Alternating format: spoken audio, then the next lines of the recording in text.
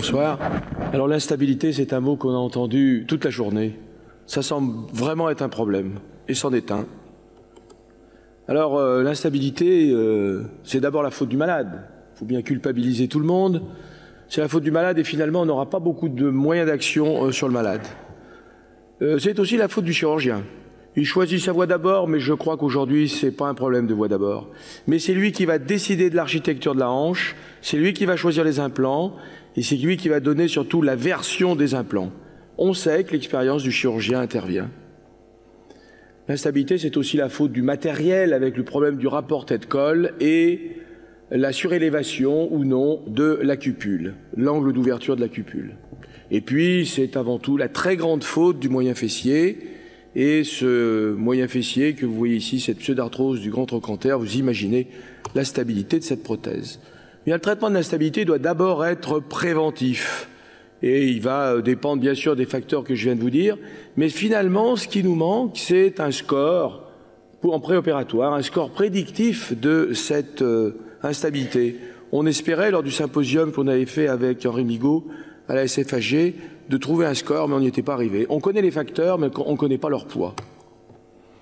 Alors, le traitement de l'instabilité chronique, on peut parler d'instabilité chronique, il faut déjà 2 épisodes de luxation, mais à partir de 2 épisodes, 3 épisodes, on peut commencer à évoquer un traitement chirurgical. Car on sait qu'au-delà de avec la première récidive, le risque devient la chronicité. Il faut faire l'analyse de ce dossier de luxation à répétition. Il faut rechercher les vices architecturaux et les facteurs que je vous ai montrés au préalable. Il est vrai que le traitement, aujourd'hui en France, le traitement le plus simple, c'est le changement isolé de la cupule pour une cupule double mobilité. Et depuis le symposium sur la double mobilité, on sait que le risque de récidive tombe à 4%. Ce n'est pas zéro, mais ces 4%, c'est quand même un traitement simple qui donne de bons résultats. Il faut quand même tenir compte dans ce choix du statut du patient. Alors, c'est vrai que c'est miraculeux. Ce patient se luxe, sa prothèse est plutôt bien mise. On va lui mettre une double mobilité, il est ravi, il fait tout ce qu'il veut et tout se passe bien. Alors, un petit mot quand même, cette double mobilité, on en parle beaucoup, mais attention, pas de MDM. Vous perdez 20% de jumping distance.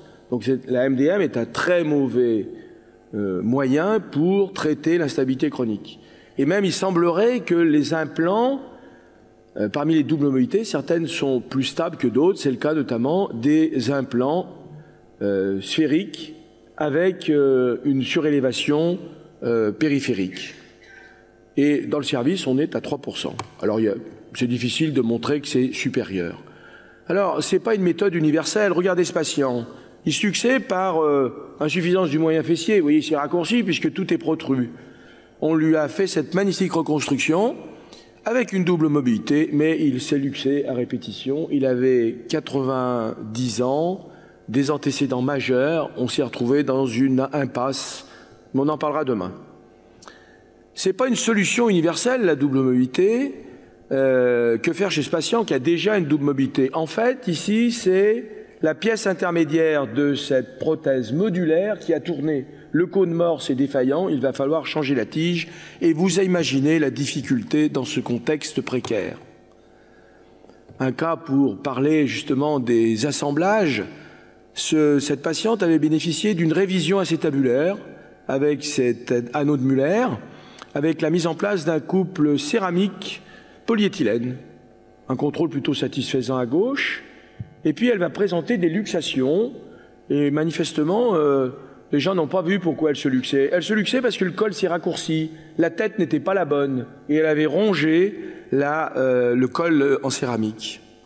Donc attention, quand vous mettez une tête en céramique, ça doit être le même fabricant.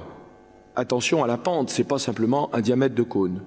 Ici, des instabilités chroniques par insuffisance du fessier, par pseudarthrose trochantérienne. On lui a traité sa pseudarthrose trochantérienne et on ne lui a pas mis une double mobilité.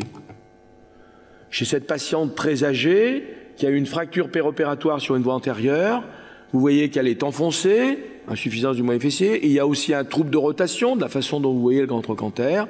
Et on lui a reconstruit sa position vicieuse comme on a pu. On a mis une double mobilité, on a fraisé un peu, le contrôle n'est pas parfait.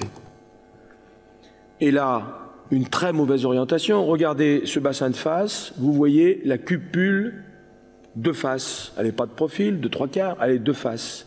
Cette patiente se luxe à répétition.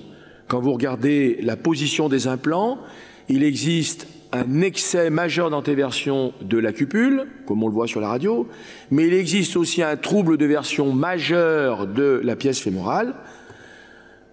Cet impingement entre les deux pièces est responsable de cette imprégnation de titane sur la peau, sur sa voie antérieure, une titanémie à 100 microgrammes par litre.